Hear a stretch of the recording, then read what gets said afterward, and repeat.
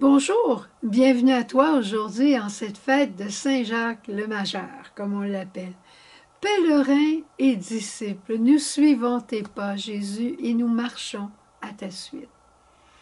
Souvent, quand on parle de Saint-Jacques, on pense à Saint-Jacques de Compostelle, où tous ces hommes, ces femmes de toute nationalité, de toute religion, de tout âge, vont faire un grand pèlerinage, un petit, un moyen pèlerinage, mais on va marcher dans le silence en s'en allant vers Saint-Jacques de Compostelle, cette basilique extraordinaire en Espagne.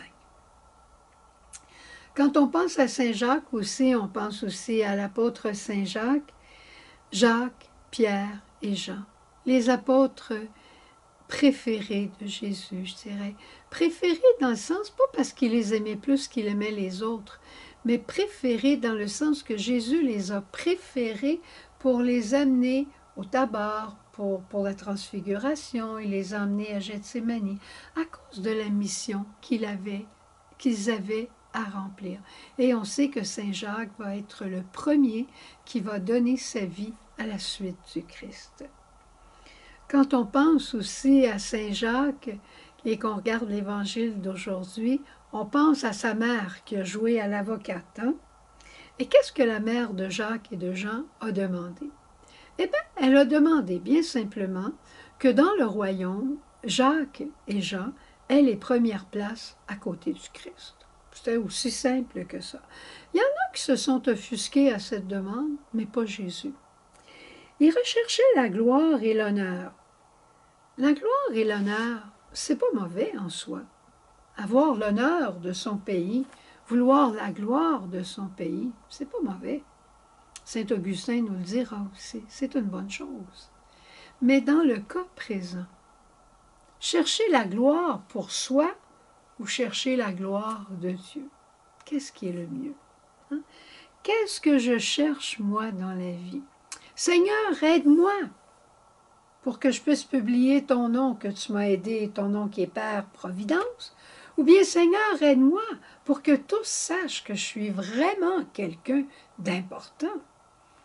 Qu'est-ce que je cherche? Ma gloire ou sa gloire? Que notre gloire soit de servir le Seigneur. Nous sommes ses enfants, choisis, bien-aimés, à qui il confie des trésors de grand prix. Est-ce qu'il n'y a pas de quoi nous glorifier? Quand les anges au ciel nous regardent sur la terre, sais-tu ce qu'ils disent? Ils disent, vous êtes des petits espèces de chanceux de recevoir le corps du Christ dans vos mains, de communier à l'Eucharistie. Nous autres, on n'a jamais vécu ça, les anges. Vous êtes des enfants bénis, les hommes. Notre gloire d'être enfants de Dieu. Nous avons reçu de Dieu des trésors de grand prix. Mais nous portons ces trésors de grand prix, comme dit la première lecture du jour, dans des vases d'argile. Nous portons un trésor comme dans des vases d'argile. Et on voit bien que cette puissance extraordinaire appartient à Dieu et ne vient pas de nous. J'ai envie de te poser une question.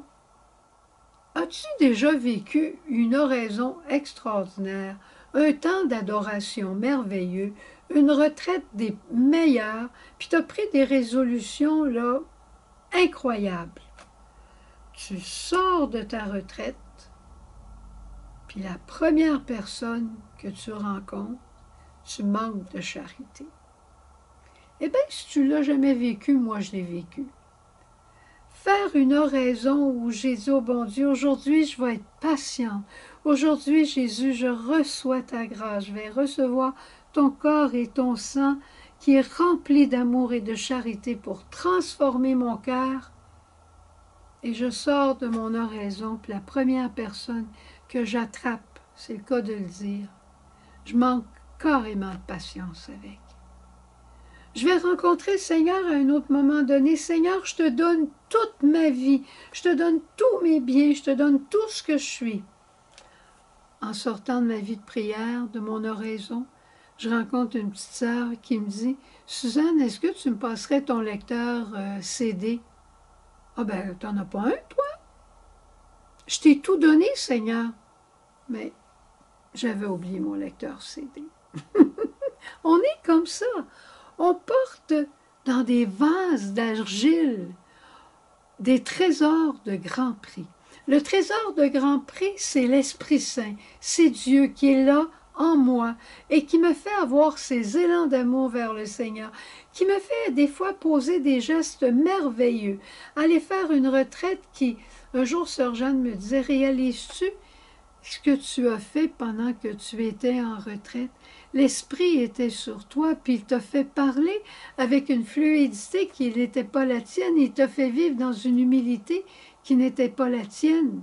Tu n'avais pas l'humilité pour cette retraite-là. Mais fais attention, parce que quand la retraite va être finie, ça se peut que tu reviennes à ton naturel.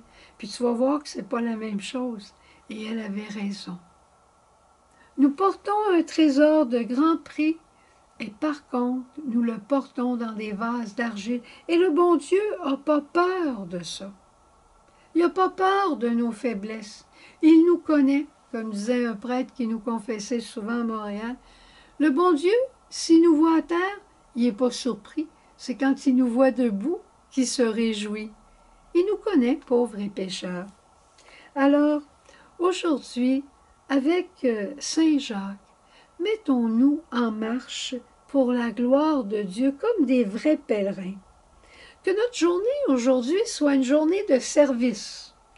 Elle ne sera pas parfaite, j'aime mieux te le dire tout de suite. Peut-être que tu vas servir 15 fois, puis à un moment donné, tu vas te reprendre. Ça va te rappeler qui tu es. Ça va te rappeler ta faiblesse d'homme. Puis pour toutes les fois où tu auras très bien fait, tu diras, Seigneur, tu t'es servi de moi comme j'étais. Continue de te servir de moi. Et rappelons-nous que Jésus, quand la maman de Jacques et de Jean a demandé que ses fils soient à la droite et à la gauche, Jésus a dit, est-ce que vous pourrez boire à ma coupe? Est-ce que vous pourrez boire à ma coupe? Et ils ont répondu, oui, nous le pouvons. Alors, ils l'ont fait. Et Jacques a été le premier martyr. C'est facile d'aller au martyr? Non. Mais on a une grâce à cette heure-là. L'important, c'est de vivre aujourd'hui ce que Dieu nous demande dans la confiance, en lui demandant son esprit, puis si on se trompe, on recommence. Au revoir. Bonne journée. À demain. Jésus.